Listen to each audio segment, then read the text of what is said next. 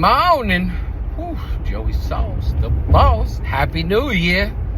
A lot going on. It is cold in New York. Hope everybody's got their Under Armour on and whatnot.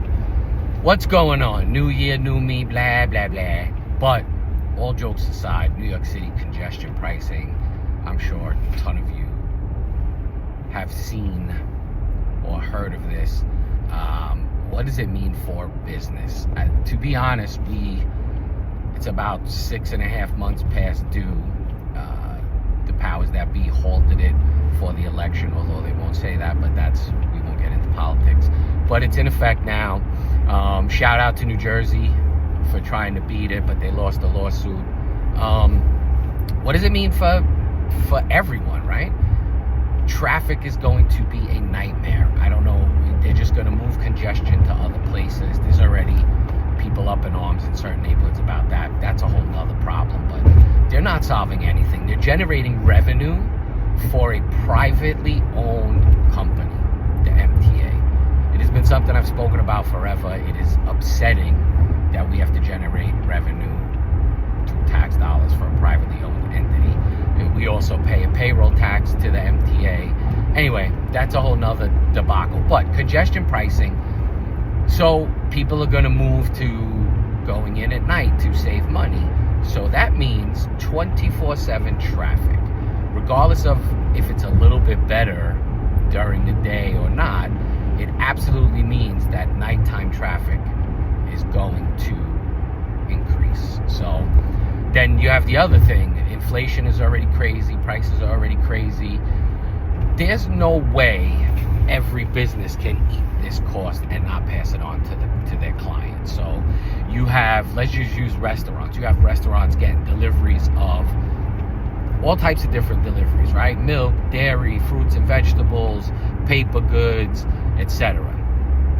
How many times a month, right? So even if you just say each of those companies once a week, and if they're in a big vehicle, it's like $14.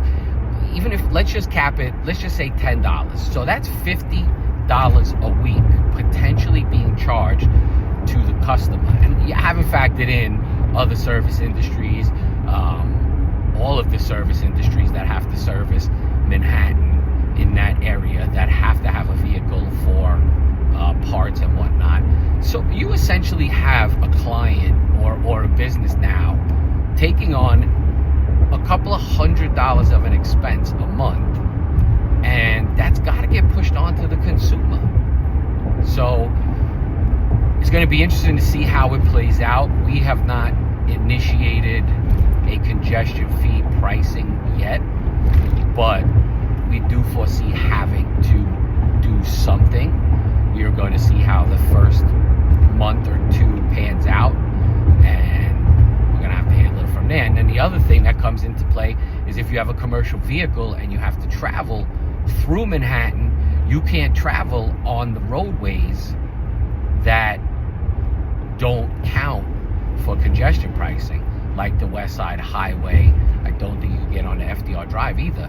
So that means you have to drive as a commercial vehicle through the congestion pricing zone, even if you want to get uptown or outside of that 60th Street. So that's going to come into play too. And eventually it's not just going to be the businesses in that district of 60th Street South. It's going to be all Manhattan businesses because of that factor.